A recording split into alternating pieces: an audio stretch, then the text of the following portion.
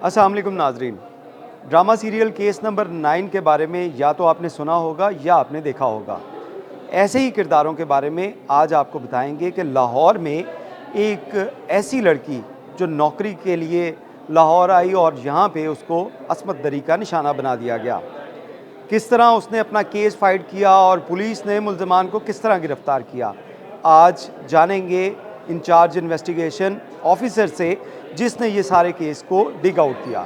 मैं उस time gender based violence cell में तैनात थी, तो मेरे पास एक केस आया, एफआईआर लॉन्च हो गई, मेरे पास आई एफआईआर। विक्टिम ने जो एफआईआर थी ना, वो इंसिडेंट के 3 दिन बाद लॉन्च करवाई। तो मैंने उससे पूछा क्या रीज़न थी, तो उसने वो बताया सारी स्टोरी अपनी कि उसके साथ जो हैपन हुआ। एक बंदा था, उसने एड्स देता था फेसबुक पर कि 16,000 में जॉब अवेलेबल है लड़कियों के लिए, स्पेशली कांटेक्ट करें इस नंबर पे।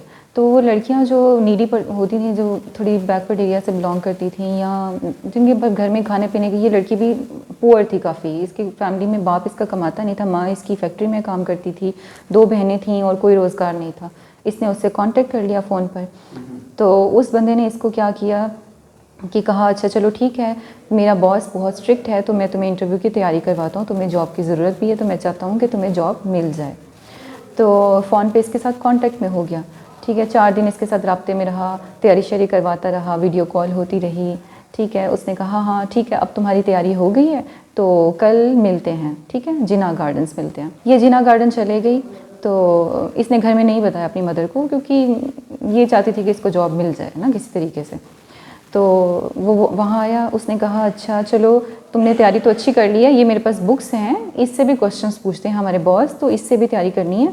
तो मैंने ये होटल में रूम बुक करवाया हुआ है, तो मैं पहले भी यहाँ पे तैयारी करवाता हूँ सबसे, क्योंकि मैं आउट ऑफ सिटी से होता हूँ, तो मैं रहता ही इसी रूम में हूँ, तो चलो वहाँ जाके तैयारी करते हैं। वो लड़की थी मासूम, चलेगी उसके साथ। वहाँ उसको ले गया, वहाँ ले जाके उसके साथ उसको पहले तो डराया गन पॉइंट पर, ठीक है, उसकी वीडियो बनाई, उसके साथ किया, ठीक है। करने के बाद उसको ले आया, वहीं पे जिना गार्डन में छोड़कर चला गया और उसको कहा कि ठीक है तुम डरो नहीं, कल मैं तुम्हें अपने बॉस के पास ले जाऊंगा। परेशान हो गई, परेशान क्यों, मतलब उसके साथ जो हुआ वो एक्सपेक्ट नहीं करी थी कि उसके साथ ऐसा होगा।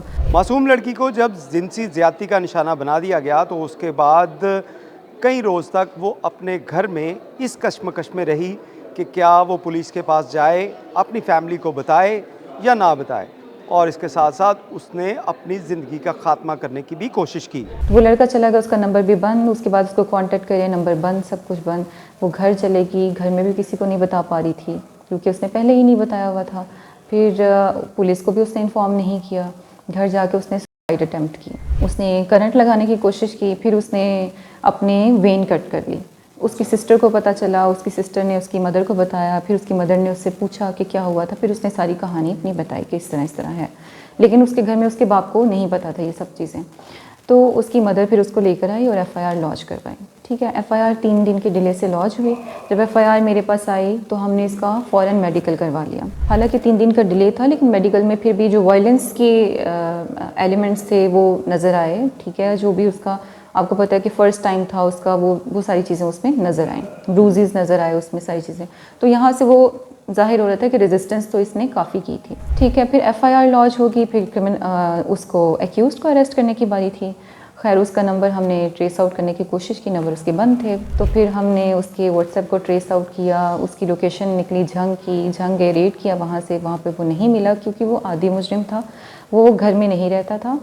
वो कभी इसके लिए लाहौर आया था, अब किसी और लड़की को उसने ट्रैप किया होगा, वो किसी और सिटी में उसके पास गया होगा, और वो लड़कियों को ट्रैप करता था और इसी तरह से लड़कियों के साथ करता था। और ट्रैप भी उन्हीं लड़कियों को करता था जो कि थोड़ी वल्नरेबल होती थी, पुअर होती थी, जो आवाज़ नहीं उठा सकती थी, जो डर जाती थी, जो सहम जाती थी, उन लड़कियों को। मतलब उसको पता था कि ये वाला ग्रुप जो है ना, इसको मैंने करना है। हमने उसको ट्रेस आउट करने की काफ़ी कोशिश की, वो नहीं मिला। उसके फिर हम लोगों ने उसको घर वालों को उठा लिया, उसके बाप को उठा लिया। उसका बाप ज़ईफ़ था, 70+ था। उसकी फैमिली में उसकी बीवी थी, बच्चे थे, उसकी माँ थी। तो जब हमने उसके बाप को उठाया तो फिर वो बेल करवा के आ गया हमारे पास। जब बेल करवा के आया तो हमने उसकी इंटरोगेशन की, काफ़ी टेक्निकल बेसिस पे, उसके CDR की बेसिस पे उसने कहा कि मैं तो लाहौर कभी आया ही नहीं, लेकिन उसकी CDR कहती थी कि वो लाहौर आया है। उसने कहा कि मैं तो इस होटल में कभी गया ही नहीं। उस होटल की वीडियो, उसकी रिकॉर्डिंग, उसकी सब चीज़ें हमने एविडेंस अपना ले लिया हुआ था। तो वो सारी चीज़ें उसके अगेंस्ट जा रही थी। वो था अनपढ़ टाइप का इंसान था, उसको इतना टेक्निकल वर्क का पता भी नहीं था। तो वो समझ रहा था कि मैं निगेट करूँगा तो यही सच समझा जाएगा। तो लेकिन हम तो टेक्निकल बेसिस पे काम कर रहे थे। खैर वो उसका फिर हमने DNA करवाया। DNA उसका नेगेटिव आ गया बिकॉज उसने प्रोटेक्शन यूज़ किया हुआ था। आदी मुजरिम था, उसको पता था मैंने कैसे बचना है। खैर उसको मैंने गुनहगार लिख दिया। वो उसकी बेल कैंसिल हो गई। वो भाग गया कहाँ? वो बलूचिस्तान चला गया। उसने सारे नंबर्स, उसने व्हाट्सएप सब कुछ बंद कर दिया। वो बलूचिस्तान चला गया। मैंने उसका नंबर जो था ना ट्रैकिंग पे लगवाया हुआ था कि जब भी वो नंबर ऑन करेगा उसका नंबर ट्रैक हो जाएगा। ठीक है। 2 महीने बाद वो वापस आया, उसका नंबर ट्रैक हो गया। तो हमें पता चला कि वो यहाँ पे है, झंग में आ गया है, अपने माँ बाप के पास आया हुआ है। मैंने अपनी टीम रेडी की। फिर हमने पहले उसको 3 दिन लोकेट किया कि वो उसकी लोकेशन चेंज तो नहीं हो रही है। फिर हमने अपने जो भी हायर अप्स के साथ भी कोऑर्डिनेट किया, उनकी DPO से भी बात की। फिर यहाँ से मैं खुद रेड पर गई, वहाँ पे उसको अरेस्ट किया। अरेस्ट करने के बाद उसको फिर जेल भिजवाया।